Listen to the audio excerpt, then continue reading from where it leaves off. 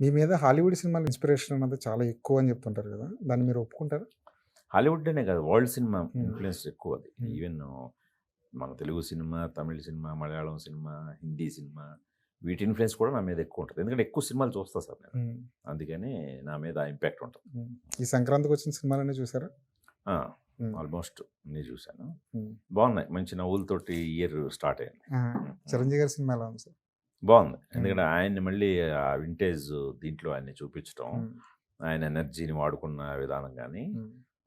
అదే మ్యాజిక్. హ్మ్. సినిమాలకు వేరేదేం లేదు. హ్మ్. ఆ మ్యాజిక్ బాగా వర్కౌట్ అయింది. హ్మ్.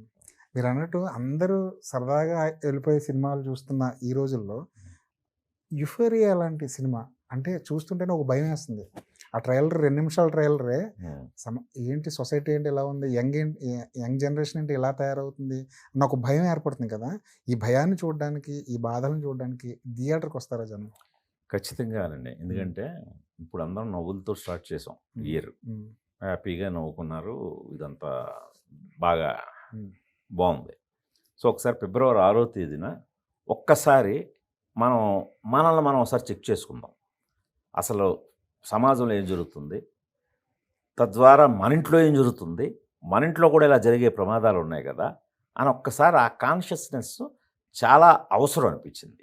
అందుకని ఇది నేను ఇందాకే చెప్పినట్టు అబోవ్ ఆల్ నేనిది కమర్షియల్ మీటర్‌లో తీశాను. హ్మ్. 'గుణశేఖర్ అనబడేవాడి' నుంచి మీరేం కమర్షియల్ మీటర్ ఎక్స్‌పెక్ట్ చేస్తారో అంత ఎంగేజింగ్ స్క్రీన్ ప్లే అంత ఇదిగానే ఉంటది. అట్ ది సేమ్ టైమ్ ఇది కొంచెం ఆహ్, అవసరమైన సినిమాగా, అవసరమైన కథ చెప్పాడు అని అనిపిస్తదండి. హ్మ్. అది.